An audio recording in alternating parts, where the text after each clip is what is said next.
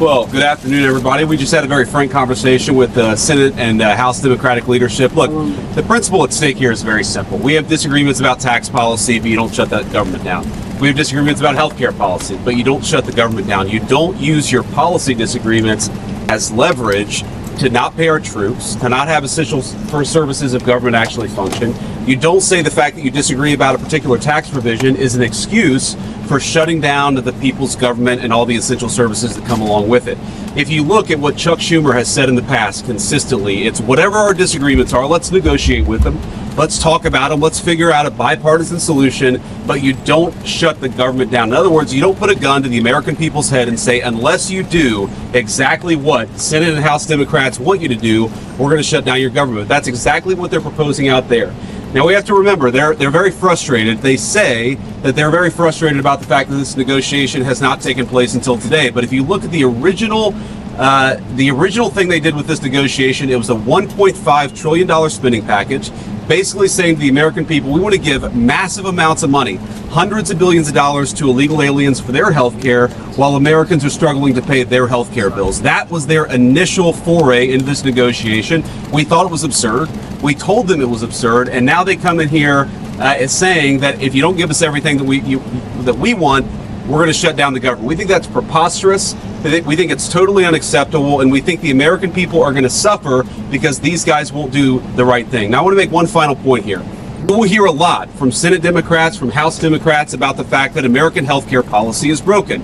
Well, we know that American healthcare policy is broken. We've been trying to fix it for the 8 months that we've been in office, but every single thing that they accuse about being broken about American healthcare is policy the Democrats have supported for the past decade. So if they want to talk about how to fix American healthcare policy, let's do it. The Speaker would love to do it. The Senate Majority Leader would love to do it. Let's work on it together, but let's do it in the context of an open government that's providing essential services to the American people. That's all that we're proposing to do, and the fact that they refuse to do that shows how unreasonable their position is. I think we're headed to a shutdown because the Democrats won't do the right thing. I hope they change their mind, but we're going to see. I'll let the Speaker say a few words. Thank you, Vice President Vance. I want to thank the President as well. They showed strong leadership today. They invited the four leaders over here because the President is operating in good faith, and he demonstrated that very well. The problem is that Chuck Schumer and Leader Jeffries refuse to acknowledge the simple facts. Let's review what the simple facts are. As the Vice President was saying, this is the common sense thing to do. This is the right thing to do. This is the simple thing to do. By way of review, the House is getting back to the way the regular appropriations process is supposed to work. 12 separate appropriations bills passed through the House Appropriations Committee, 3 off the floor. The Senate doing their work as well. All this in bipartisan fashion, by the way. They passed 3 bills in the Senate. Those bills don't match up exactly. So for the first time in years, since 2019, you have a conference committee that is being constituted between the House and the Senate. This is the way a bill becomes a law. They work out the differences. All this is happening in bipartisan fashion. The problem is we run out of clock. September 30th is the end of the fiscal year, so we need a little more time. So what we did in the Republican majority is the right, responsible, simple thing. A clean, continuing resolution, a short-term, nonpartisan continuing resolution. It's only 24 pages in length. Leader Thune has a copy if you want to see the exhibit. There's nothing partisan in here. No policy riders, none of our big party preferences, because we want to do the right thing by the American people and allow more time for negotiation. Now, there's a reason that Chuck Schumer and Hakeem Jeffries have come out here, stomped the feet, saying that they can't go along with this. They're trying to bring in extraneous issues. They issued a counter proposal. You should go take a look at what they requested. $1.5 trillion in new spending that is unrelated to the ongoing appropriations process. They wanted to, as you said, restore taxpayer-funded benefits, okay? Hard-working taxpayers in America. They want to take your funds and give that for benefits to illegal aliens. They want to restore that because we got rid of it. They want to prop up left-leaning media outlets. $500 million they threw in on top of that. $1.5 trillion on a 7-week stopgap funding measure. We're not going to do that. They know we can't do that. And we never have in the past. During the Biden administration, there were 13 threatened shutdowns. The Republicans in the minority did the right thing. We kept the government open. We're simply asking for the Democrats to do the same. Again, I want to thank President Trump for the strong, solid leadership. He listened to the arguments, and they just wouldn't acknowledge the simple facts. I want to thank Vice President here for showing his leadership as well.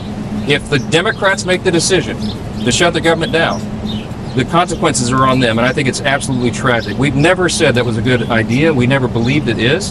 And I want you to remember, when we voted in the House, we passed it out of the House. The House has done its job. We did that almost 2 weeks ago. Every Democrat in the House except one voted to shut the government down. That is the record. Don't forget it. I'll ask Leader Thune to step in here. Thanks for speaking, Mr. Vice President. This right here, ladies and gentlemen, is what we're talking about. 24 pages. It's a continuing resolution to fund the government through November the 21st. I don't know where they're saying this is some huge partisan thing. This is something we do fairly routinely. And when the Democrats had the majority on 13 different occasions, they had the majority, President Biden was in the White House, we passed continuing resolutions to fund the government. This is purely and simply hostage taking on behalf of the Democrats. The Republicans are united. House Republicans, Senate Republicans, President Trump. The House has passed a clean funding resolution to fund the government till November the 21st. It's clean, it is bipartisan, and it is short term. But it gives us enough time to finish the appropriations process, which is the way we should be funding the government. So Republicans in the House, in the Senate, President United, they've passed the bill. This is sitting right now at the Senate desk. We could pick it up and pass it tonight. We could pick it up and pass it tomorrow before the government shuts down. And then we don't have a government shutdown. It is totally up to the Democrats, because right now they are the only thing standing between the American people and the government shutting down. We're all in favor of funding the government. And this is something that's been done routinely 13 different times by the Democrats when they had the majority. So it's to me, it's purely a hostage-taking exercise on the part of the Democrats. We are willing to sit down and work with them on some of the issues they want to talk about, whether it's the extension of premium tax credits with reforms. We're happy to have that conversation. But as of right now, this is a hijacking of the American people, and it's the American people who are going to pay the price. Can you, Mr. Vice President, Do you want to say a few words? Sure. We want to keep this government open. It is not good for the American people to have the government shut down for any period of time. We will manage it appropriately, but it is something that can all be avoided. It can all be avoided by accepting a reasonable position, which is what the House has passed and what sits at the Senate desk, which is to continue to fund the government with a short-term continuing resolution. It has never been a viewpoint that $1.5 trillion is a reasonable amount of spending to be included on a short-term CR. This is hostage taking. It is not something that we are going to accept, and we hope that the Democrats come back from the brink, fund this government, and allow us to move forward. Thank you.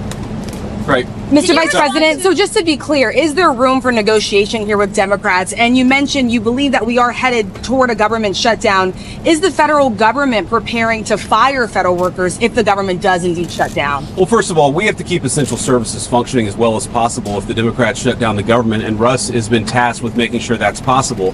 Now, you asked about negotiations. One of the things I admired about the president, but frankly the entire team's approach during the conversation we just had with Chuck Schumer and Hakeem Jeffries was, they have some crazy ideas. Giving taxpayer money to illegal aliens for healthcare, that's a crazy idea.